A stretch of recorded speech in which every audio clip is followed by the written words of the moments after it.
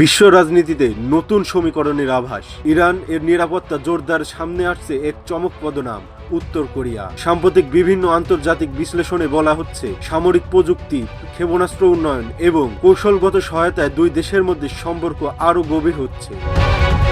বিশেষজ্ঞদের মতে, পশ্চিমা চাপ মোকাবেলায় ইরান নতুন মিত্র খুঁজছে, আর সেই জায়গায় উত্তর কোরিয়া হতে পারে একটি গুরুত্বপূর্ণ সুরক্ষার ঢাল। উভয় দেশই দীর্ঘদিন ধরে যুক্তরাষ্ট্রের নিষেধাজ্ঞার মুখে রয়েছে, ফলে তাদের মধ্যে সহযোগিতা বাড়ার সম্ভাবনা অনেক বেশি।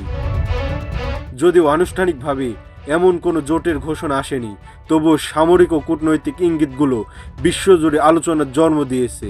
বিশ্লেষকদের আশঙ্কা, এই ঘনিষ্ঠতা মধ্যপ্রাচ্য ও এশিয়ায় নতুন উত্তেজনা তৈরি করতে পারে।